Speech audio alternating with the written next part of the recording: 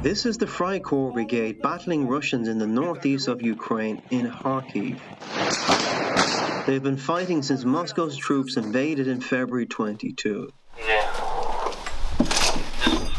Today, Freikorps member Evgeny gets an order to shoot towards Russia's front line.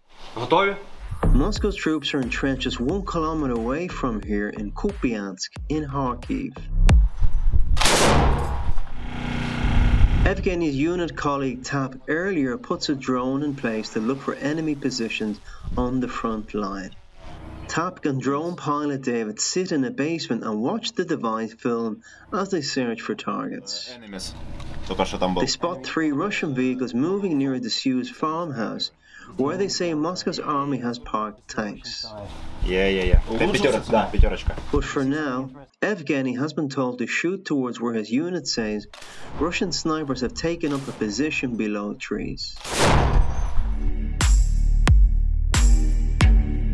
Evgeny is a member of the Freikorps Volunteer Brigade. The unit played a pivotal role in repelling Moscow's troops from the city of Kharkiv in the early months of Russia's invasion.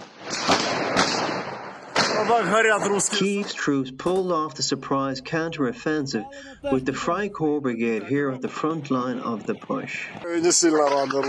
In recent months, however, Russia has pushed back and is now making gains towards the city of Kupiansk further east. That's despite the efforts of units including the Freikorps Brigade fighting to hold ground here. After my visit to the front line of Kupiansk, I travel into the nearby city area. I'm here at a destroyed bridge in the town of Kupiansk in the east of Kharkiv state, where you're just 8 kilometers from the border with Russia. There's constant explosions in the background. The border just 8 kilometers away and there's constant regular firing to here. This bridge was knocked down 5 months ago, according to the locals. And behind me you can see the destruction. Much of the city has been bombed to ruins over the past year and a half since Russia invaded Ukraine. Kupiansk had a population of some 26,000 before the war, but that has fallen to some 5,000. An air raid siren wails, but no one is on the streets to take cover in what is now mostly a ghost town. Locals told of the attacks on Kupiansk in recent months. That included a Russian strike here on the city with an S-300 missile in January. The attack left its crater in the ground, but there were no casualties as the missile missed an apartment block by meters. The residents have since fled the area other than 2 elderly women who have refused to leave. One is Babushka Leda, who refused to go on camera. Babushka Leda said she is in her 80s and can die here the same as anywhere else. We later drive across town and see that the Russian shelling on the city is constant. It comes as Ukraine's counteroffensive is on the go. Kyiv says it has had success in the south and the southeast, including villages it has liberated in the north, including such as here in the state of Donetsk. However, further north in Kharkiv, Ukrainian troops say they're struggling to hold the line as Moscow gains ground. That includes here in Kupiansk, which is constantly under attack.